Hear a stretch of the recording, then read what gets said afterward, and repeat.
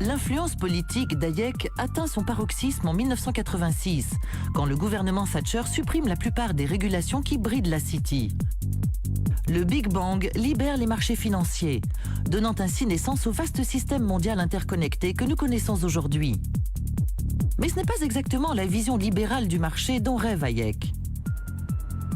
Les disciples d'Hayek diraient que les dérégulations du système financier nées dans les années 1980 et 1990 ont joué un grand rôle dans la crise.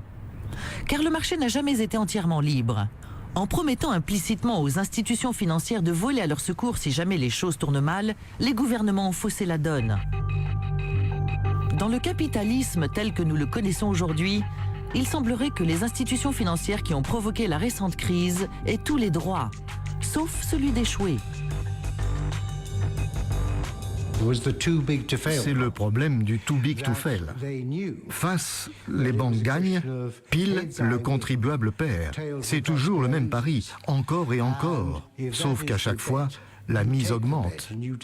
Et les institutions financières savent pertinemment que si elles perdent, les gouvernements n'auront pas d'autre choix que de voler à leur secours et de les renflouer. C'est ça qui pose problème et qui doit être stoppé. Les banques n'ont pas droit à l'erreur, c'est un fait. Mais est-ce un facteur significatif de l'envolée du crédit? Rien ne le prouve. Il est vrai que notre système est biaisé par le fait que les grosses banques ne peuvent pas se permettre d'échouer. Néanmoins, je ne pense pas que ce soit ça qui ait causé la crise. À mon avis, elle résulte d'une incapacité générale à appréhender les risques.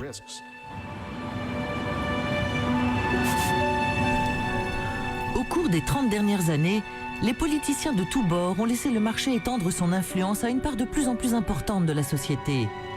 Mais ils ont tourné le dos à l'idée la plus révolutionnaire d'Hayek, abandonner l'argent au marché. Imaginez, au lieu d'avoir dans chaque pays une monnaie unique en circulation émise par une banque centrale, des dizaines de devises seraient en concurrence entre elles. N'importe qui, entreprise, banque, particulier, pourrait produire sa propre monnaie, la soumettre à la libre concurrence, et c'est le marché qui déterminerait la valeur de chaque devise.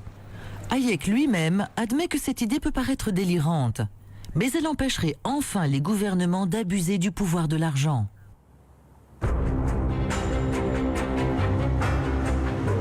Aux États-Unis, un homme a tenté de suivre ce précepte. Il a pris l'idée la plus controversée d'Hayek et l'a mise en application.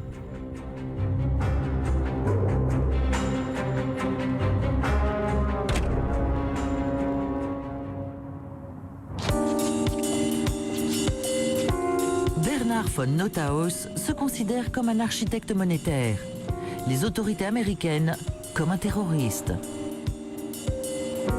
Pour certains, ce qui lui est arrivé montre à quel point les gouvernements prennent leur monopole monétaire au sérieux. L'économie, c'est barbant, mais l'argent, c'est excitant. L'argent, c'est sexy. L'argent, c'est fun. Il permet aux gens de réaliser leurs rêves, de faire tout ce qu'ils veulent. L'argent, c'est fantastique. C'est ça qui m'a plu chez Hayek. Dans son livre, il appelle le peuple à prendre le contrôle et à produire son propre argent. Von Noothaus a créé sa propre devise, une pièce d'argent appelée Liberty Dollar, que n'importe qui pouvait acheter. Et beaucoup l'ont fait. Grâce à lui, l'équivalent d'une cinquantaine de millions de dollars en pièces d'argent circule maintenant dans l'économie américaine. Et pour cela, il s'est grandement inspiré d'Hayek. Pour lui, le problème, c'est que l'argent a toujours appartenu à l'État.